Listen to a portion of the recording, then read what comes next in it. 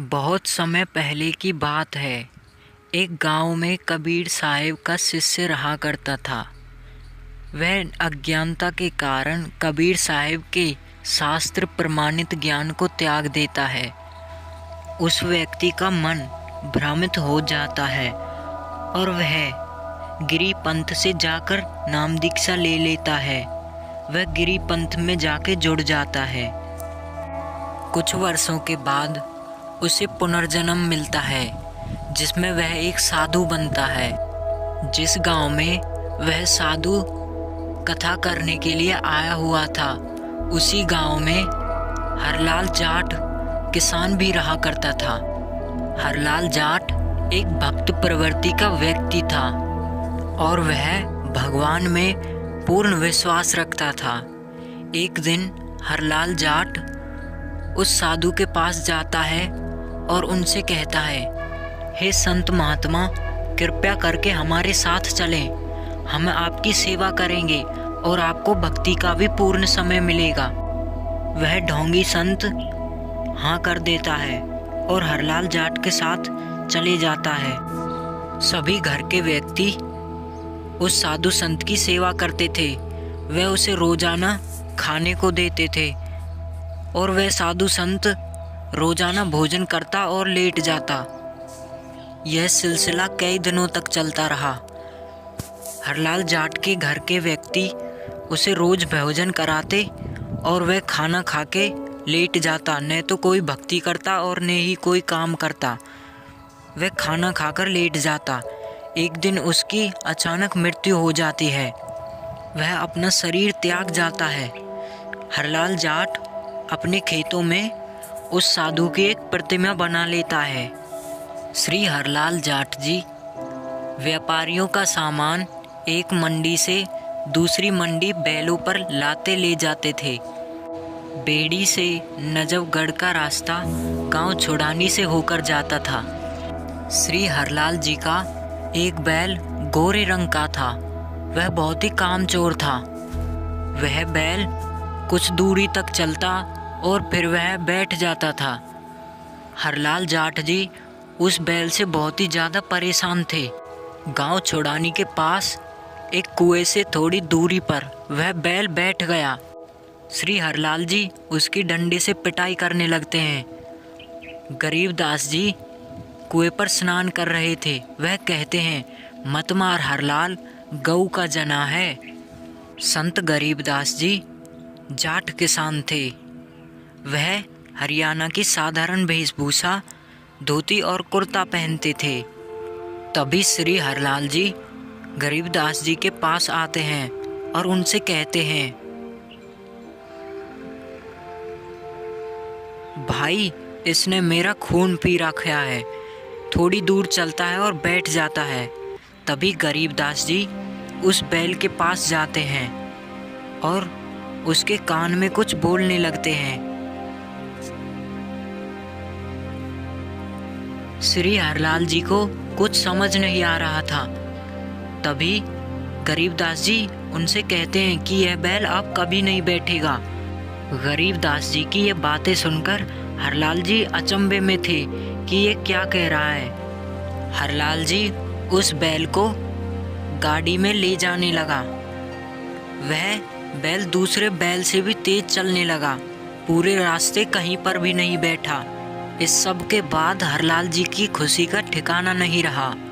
उससे गलती यह हो गई थी कि उसने उस महापुरुष का नाम नहीं पूछा था। इसीलिए वह उल्टे पांव गांव छुड़ाने की तरफ निकल पड़ता है। उन्होंने सोचा कि रोज इसी कुएं के पास नहाने आता होगा, इसलिए उस कुएं के पास चला गया। तभी गरीबदास जी कहते हैं, भाई, उस बैल के बारे में पूछने के लिए आए हो क्या? हरलाल जी ने कहा कि आपसे कुछ नहीं छुपा है, मैं वही पूछने आया हूँ। गरीबदास जी ने उसे बताया, वह बैल वही साधु है जो तुम्हारे घर पर रहा करता था। मैंने उसे ज्ञान समझाया था, लेकिन वह नहीं माना। जो तुम खा रहे हो उसका कर्ज तुम्हें देना पड़ेगा।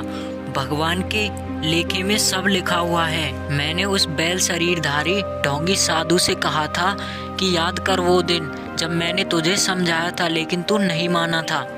कि जो खा रहा है वे तुझे देना भी पड़ेगा। अब तुझे हरलाल जी का सारा कर्ज उतारना पड़ेगा, चाहे लट खाकर उतार, चाहे राजी खुशी उतार। उस दिन के बाद से श्री हरलाल जी उनकी प्रतिमा को तोड़ देते हैं और हरलाल जी अपने घर जाकर सभी सदस्यों को उनके बारे में बता देते हैं और अपने पूरे परिवार के साथ गरीबदास जी महाराज जी के पास नाम दीक्षा लेने के लिए निकल जाते हैं। गरीबदास जी महाराज हरलाल जी को बताते हैं कि यह किसी जन्म में कबीर साहब का शिष्य हुआ करता था, लेकिन बाद में गिरी पंथ से जुड़ गया था, जिस कारण से यह सुमार्ग त्याग कर जन्म मरण का कष्ट उठा रहा है।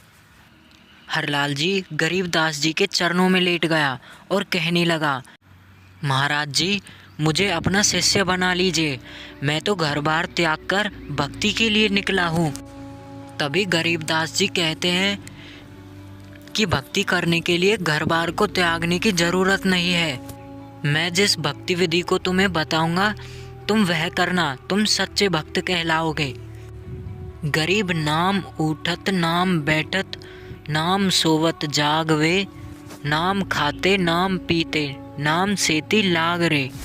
गरीबदास जी हरलाल जी को कहते हैं कि जो मंत्र मैं तुम्हें दूंगा उनका जाप आप सोते, खाते पीते और सुबह उठते समय कभी भी कर सकते हो। संत गरीबदास जी को कबीर परमात्मा 10 वर्ष की आयु में मिले थे। कबीर साहेब गरीबदास जी के सामने कुंवारी गाय की लीला करते हैं और गरीबदास जी को अपना झूठा दूध पिलाते हैं। फिर कबीर साहिब एक वृक्ष के नीचे गरीबदास जी महाराज को तत्वज्ञान समझाते हैं और सतलोक के बारे में बताते हैं। फिर कबीर परमेश्वर गरीबदास जी को अपने साथ सतलोक ले जाते हैं। वहाँ से आने के बाद गरीबदास जी कहते हैं, अजब नगर में ले गया हमको सतगुरुआन, झिलके बिंब अगाध गति सोते चादर तान। अनंत कोटि ब्रह्मांड का एक रति नहीं भार, सतगुरु पुरुष कबीर हैं कुल के सृजनहार। हम सुल्तानी नानक तारे, दादू को उपदेश दिया, जात जुलाहा भेद नहीं पाया, काशी माहे कबीर हुआ।